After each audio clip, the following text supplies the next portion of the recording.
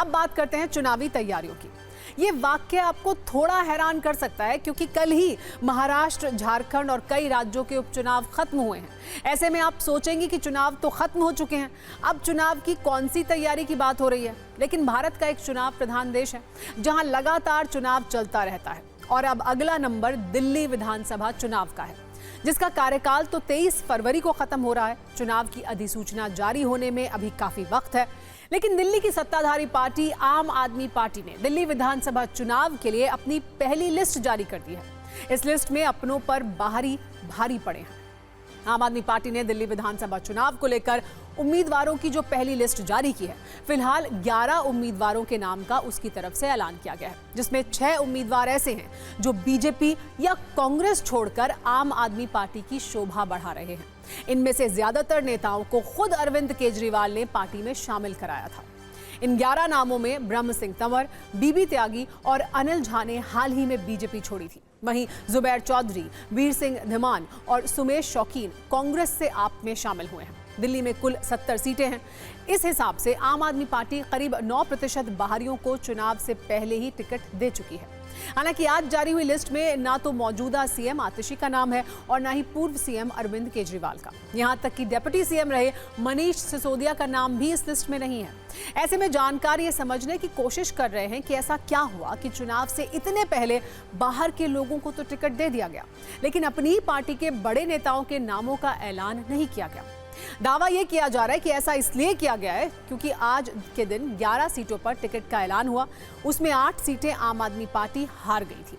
इन सीटों पर तैयारी के लिए ज्यादा वक्त मिल जाए, इसीलिए चुनाव के ऐलान से इतने वक्त पहले ही इन सीटों पर टिकट दे दिए गए हैं। आज दिल्ली विधानसभा चुनाव के लिए अपने पहले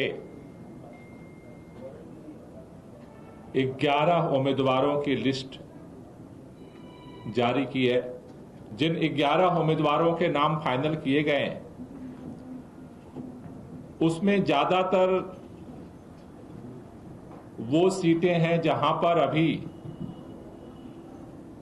आम आदमी पार्टी के विधायक नहीं है। पिछली बार भी जब हम चुनाव लड़े थे तो हमने कई विधायक के जो है हमने टिकट चेंज किए थे। मंत्री अपनी पहली सूची जारी करते समय अपना नाम नहीं, अपने मंत्रिमंडल के किसी सदस्य का नाम नहीं, और तो और जो बहुत करीबी सहयोगी हैं उनका भी उस लिस्ट में नाम नहीं है। तो आप समझ लीजिए कि ये आम आदमी पार्टी कितनी कॉन्फिडेंट है चुनाव लड़ने में। प्यादों को आगे कर अगर हम चुनाव जीतना चाहते हैं तो ये पहली सूची दिखा रही है कि आम आदमी पार्टी का दिल्ली में हश्र क्या होने वाला है, और अभी तो उस पार्टी के भीतर का जो विद्रोह है वो आपको देखने को मिलेगा। वैसे राजनीतिक रूप से सिर्फ आम आदमी पार्टी ही नहीं, दिल्ली बीजेपी भी काफी सक्रिय रही। फर्क बस इतना था कि आम आदमी पार्टी अरविंद केजरीवाल के घर पर बंद कमरे में उम्मीदवारों के नाम तय कर रही थी और बीजेपी के नेता कार्यकर्ताओं के साथ मिलकर उनके घर के बाहर भ्रष्टाचार के खिलाफ प्रदर्शन कर रहे थे। और इन दोनों राजनीतिक गतिविधियों के बीच सिर्फ 300 मीटर की दूरी थी। बीजेपी का प्रदर्शन अरविंद केजरीवाल के सीएम रहते हुए उनके आवास निर्माण में हुए भ्रष्टाचार के खिलाफ था, जिसे बीजेपी ने भ्रष्टाचार के शीश महल का नाम दिया है। गली में शोर है,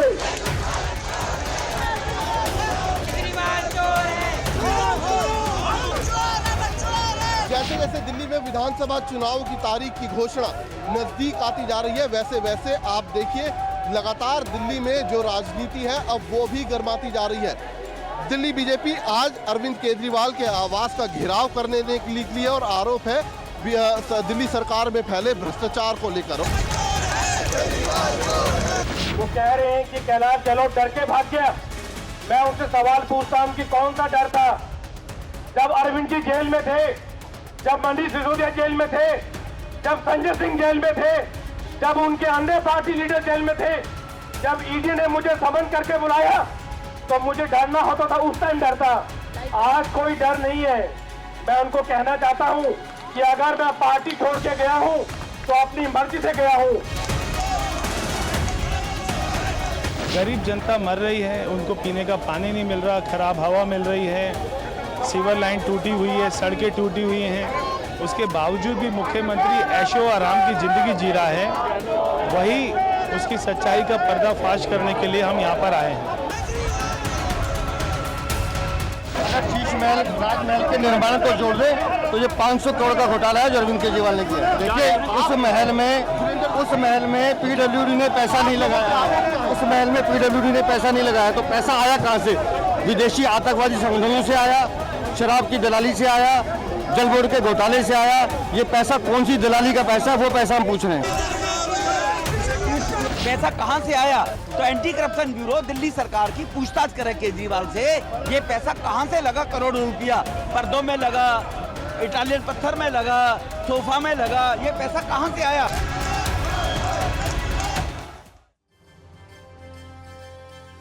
आज के प्रदर्शन में सबसे मजेदार बात यह थी कि कुछ दिन पहले तक जो कैलाश गहलोत आम आदमी पार्टी सरकार में मंत्री थे, आज वो विरोध का झंडा उठाए हुए थे और खुद बता रहे थे कि कैसे अरविंद केजरीवाल ने भ्रष्टाचार किया है। जाहिर है राजनीति चश्मे का नंबर बदल देती है, कौन साफ है और कौन गुनाहगार है ये सुविधा अनुसार भी तय होता है।